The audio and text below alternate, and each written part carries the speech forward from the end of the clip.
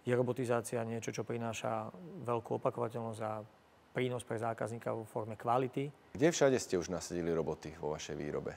Prvé, čo sme robotizovali, bolo oblúkové zváranie. To bol projekt, ktorý sme robili ako spoločný, tam sme sa v podstate zoznámili. A následne sme robotizovali bodové zváranie.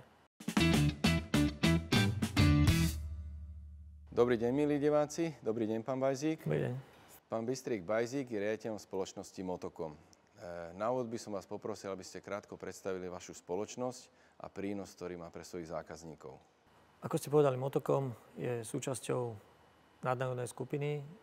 Je to pôvodom francúzska skupina, ktorá sa zaoberá výrobou dielov pre automobilový priemysel. Máme 4 divízie: plast, tesnenia, odliatky a lisovanie. My sme súčasťou divízie lisovanie, čiže vyrábame výrobky, vylisujeme, následne pozvárame a posielame do automobilových zákazníkov.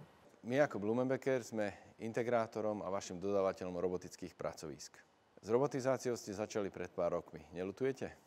Nie, určite neľutujem. Myslím si, že dneska cesta robotizácie je v sektore, v ktorom sa pohybujeme, jediná možná. Určite pre typ výroby, ktorý my máme, čo je veľkosériová výroba, rádovo robíme výrobky, kde máme viac ako 1000 kusov z jedného výrobku týždenne, je robotizácia niečo, čo prináša veľkú opakovateľnosť a prínos pre zákazníka vo forme kvality. Prináša to pre nás určite lepšiu produktivitu práce a tým pádom môžeme našim zákazníkom ponúknuť lepšie ceny. Takže určite neľutujem. Kde všade ste už nasadili roboty vo vašej výrobe? Prvé, čo sme robotizovali, bolo oblúkové zváranie. To bol projekt, ktorý sme robili ako spoločný, tam sme sa v podstate zoznámili. A následne sme robotizovali bodové zváranie. Čo vám robotizácia dala a čo vám naopak vzala? Robotizácia určite nám dala lepšiu opakovateľnosť procesu. Čiže z pohľadu zákazníka je to niečo, čo on vyslovene potrebuje, mať garantovanú kvalitu a robot je naozaj opakovateľnejší ako človek. Takže to je jednoznačne veľký prínos, jeden z veľkých prínosov. Samozrejme, rentabilita procesu a náklady na proces sú téma. Robili sme iba riešenia, ktoré nám vyšli ako rentabilné, čo to znamená, že boli lacnejšie vyrábať robotizovanie ako ručne. A to, čo nám vzala, je možno práve nejaká taká flexibilita, ktorú má človek, keď sa človek je chorý, dokážete ho nahradiť tým, že niekto iný zostane na čas. Keď je robot pokazený, musíte sa ho naučiť opraviť. A to je niečo nové, čo musí každý, kto chce ísť do robotizácie, zvážiť a zvládnuť. A ja som presvedčený, že toto je cesta aj do budúcna pre našich ľudí, ale aj pre možnosť spolupráce práve so spoločnosťami, ako je vaša, na to, aby sme spolupracovali jednak s dodávkou technológií aj s tým servisom, ktorý je následne s tým spojený. Pretože robotická výroba určite so sebou prináša aj tieto veci, že musíme byť na inej úrovni po tej odbornej stránke, ako to bolo dovtedy. Čo je pre vás hlavné kritérium alebo motivácia, ktorý proces automatizovať alebo robotizovať? Rozhodujúca jednoznačne iba cena. A na konci dňa, keď spočítam celkové náklady, musí mi výjsť výroba s robotmi lacnejšia ako výroba tým doterajším spôsobom. Je dôležité si však ale spočítať celkové náklady, to znamená, že ak robot bude mať lepšie výsledky z pohľadu kvality, je to niečo, čo musím započítať do tej ceny. Takže roboty sa dneska zlacňujú, aplikácie sa rozširujú a riešenie robotické sa stáva v mnohých oblastiach viacej a viacej dostupným, ale stále to, čo bude rozhodovať, bude cena. Čiže nie je to úplne jednoduché, ale vo výsledku sa to oplatí. Nie je to jednoduché, to máte pravdu, ale nie je to dneska nič, čo by bolo nezvládnutelné v pohľade kvality, v pohľade produktivity práce a v niektorých prípadoch poviem, že aj z ergonomického hľadiska iná cesta asi nie je. Aké máte plány ďalej? Na projektoch, ktoré máme pred sebou, budeme naďalej rozširovať túto istú technológiu, čiže aj bodové zváranie, aj oblúkové zváranie. Keďže sa bavíme o projektoch, ktoré majú naozaj veľkosériové dávky, tak tam je to veľmi výhodné použiť práve robotizáciu. Ale určite sa nebudeme brániť ani použitiu v iných aplikáciách. Jednak tie, ktoré by si žiadal zákazník, ale možno aj tie, ktoré máme dneska doma a chceli by sme ich iba robiť nejako efektívnejšie. Či už robotizáciu spojenú s lisovňou, kde dneska my nemáme žiadne roboty, ale dneska už takéto technológie existujú. Alebo aj na iných sektoroch, či už je logistika, alebo výroba na zváracích lysoch.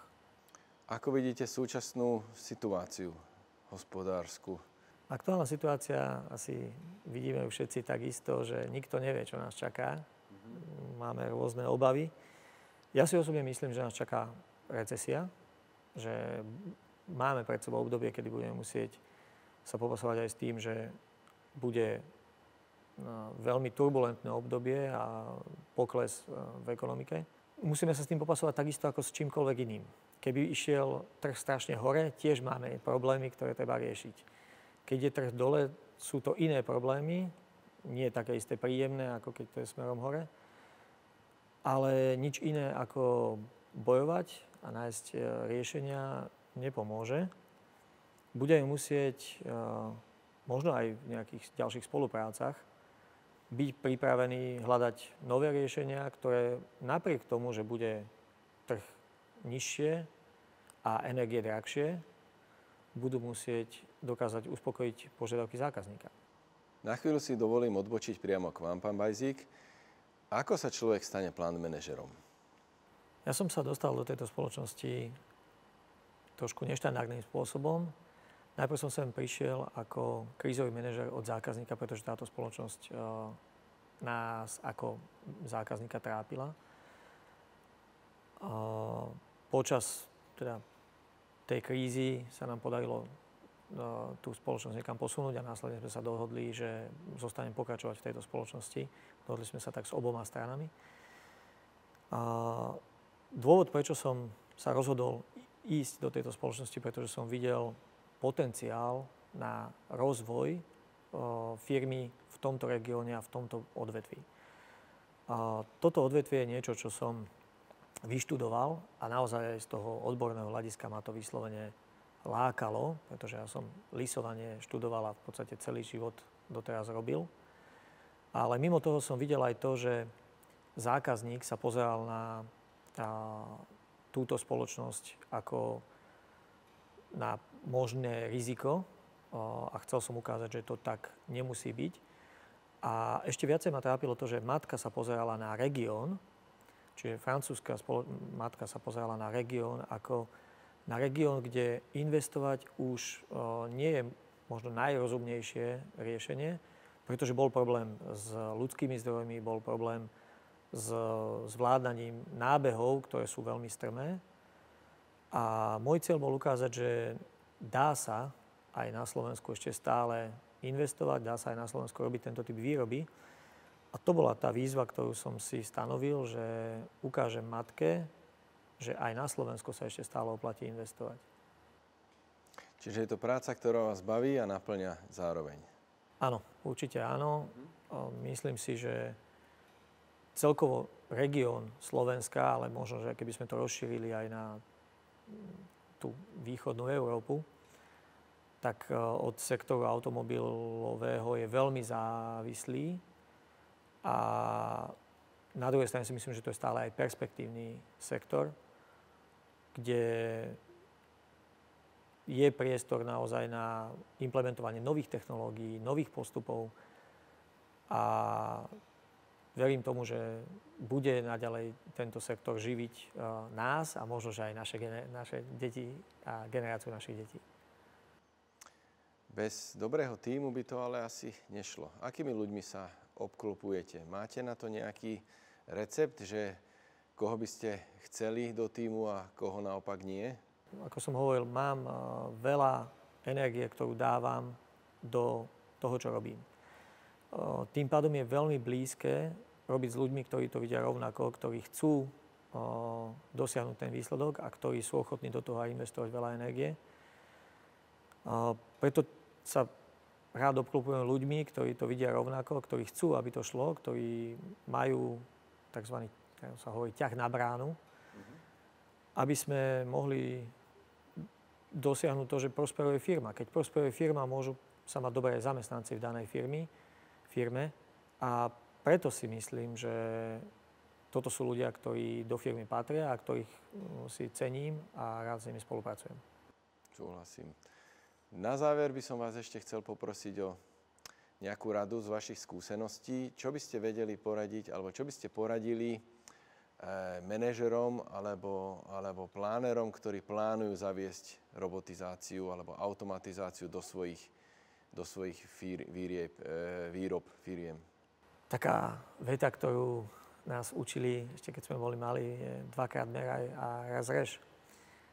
Toto určite platí aj v živote firmy. Viackrát sa nám stalo niečo také, že sme si potom povedali, že OK, keby sme to lepšie mali pripravené, keby sme to mali lepšie naplánované, lepšie premerané ešte vo fáze prípravy, tak výsledok by bol podstatne ľahšie na svete. Takže určite rada je dať viacej času do prípravy, nájsť optimalizáciu jednotlivých riešení aj nákladov ešte vo fáze projektu a vo fáze výkresov. Nie potom optimalizovať, až keď už je samotná technológia nainštalovaná. Mám viacero takých príkladov, kde naozaj jednoduchým zamyslením sa nad výkresom sa dajú ušetriť veľké časti investícií. A teda to známe Ctrl-C, Ctrl-V treba poriadne preveriť, že tam nie je niekde chyba, lebo to sú veci, ktoré v priemysle môžu stať veľa peňazí. Čiže dobrá príprava je kľúč k úspechu projektu. Určite áno. A poviem tak, že ja rád spolupracujem aj vo forme partnerstva, vo vzťahu s dodávateľom. A práve tá príprava, keď sa robí ako partneri s dodávateľom, či už to je technológia alebo čokoľvek iné, tak ten výsledok sa dostaví podstatne skôr a je na konci pre obe strany väčším prínosom. Ďakujem pekne za rozhovor a teším sa na stretnutie pri riešení vašich ďalších automatizačných projektov. A ja ďakujem a tiež sa teším na ďalšie riešenia, ktoré nám budete ponúkať.